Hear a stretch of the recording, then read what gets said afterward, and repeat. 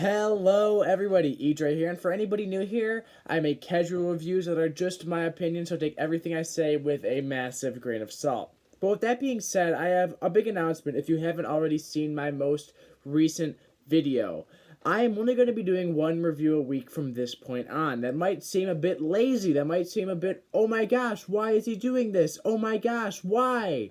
The reason is because even though every week I listen to more than one new album, I go out of my way to listen to the biggest albums of the week that really stick out to me. For example, this week I listened to Julien Baker, obviously, King Gizzard, No Effects, and Architects. But I don't want to stress myself out by filming 1,000 reviews.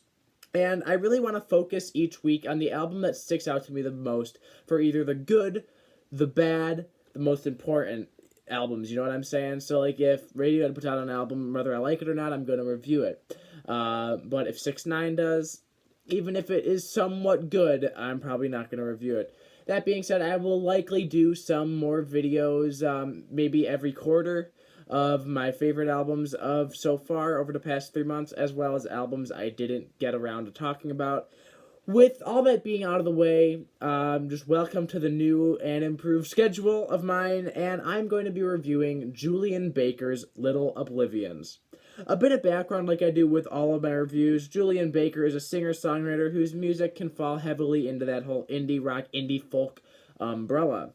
I kind of re-listened to her 2017 LP, Turn Out the Light, and it really did stick out to me much more than when I initially heard it. It really is a really, solid album, to say the least. I really enjoy the minimalist style of that album because it is just kind of her and an electric guitar on many of the tracks, kind of reminiscent of Jeff Buckley in many ways. Also, a bit of background here. She was also in the supergroup with Phoebe Bridgers, Boy Genius, with an EP from Boy Genius that I also really like quite a bit. One of my favorites of that style. So going into this album, I had very little negative expectations, and quite honestly, the singles that were released really did sort of boost my expectations even more. You know, on Little Oblivions, Julien Baker is accompanied by a full band on most of these tracks, which is quite honestly a welcome change. As much as I love the very minimalist style of her previous LP, I feel like with a whole band backing her, it kind of breathes new life into her sound. And I thoroughly did enjoy all of the singles leading up to this, and I want to take some time to talk about some of these singles.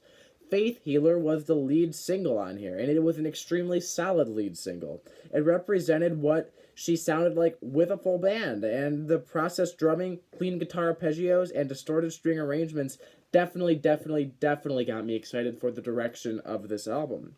Vocally and lyrically, I thought she was very strong on that track as well. You know, the second single, Hardline, which is also the opening track on this album, features a thick, throbbing organ sound in the beginning, which really transitions into, once again, an excellent performance from the band. Really solid instrumentation here, one of the best arrangements.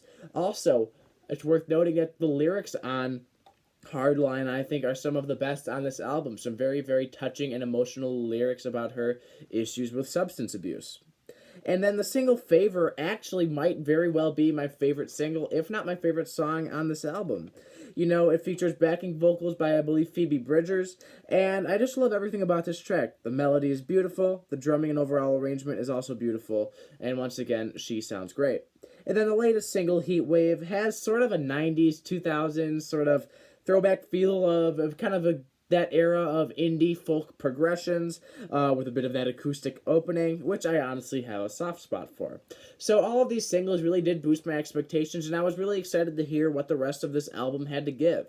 And quite honestly, the rest of this album really follows through as well. Some of the highlights to me personally are Crying Wolf. I think that this has an excellent, once again, minimalist arrangement with just organ and piano. Some of her best lyrics as well. Very touching track. Bloodshot is another highlight, also definitely one of the top ones on here. One of the best instrumental arrangements on here, with a great groove that just fits the tone of the song very well. Perhaps one of the most emotional highlights on this thing that really take you for an emotional roller coaster is Song in E.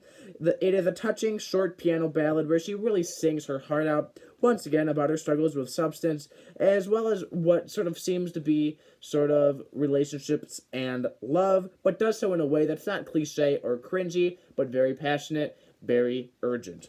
And I think that it's just definitely one of the most touching moments on the album. Also, Highlight Reel, towards the later half of this album, is also an extremely solid track. Honestly, a bit reminiscent of the sound Bright Eyes went down on Digital Ash in a Digital Urn. One of my favorite Bright Eyes albums, so I think it is safe to say I really, really like this song. At the end of the day, this album is full of not only good singles, but relatively good highlights as well that really do stick out to me. Overall, I think it's just an extremely solid album on all fronts. Definitely, I think Julien Baker's best album to date. The instrumentation was very nice and a great change-up for her sound, and lyrically, I think she remains one of the best indie lyricists out there currently. And also, she has a beautiful voice, and I think she continues to improve as a vocalist with each and every release. Well, these tracks might not necessarily be optimistic in the sense that they are inspirational tracks that you could be hearing played at a Christian youth group, but they have a bit of hope to them. Something that really makes her stand out amongst the crowd.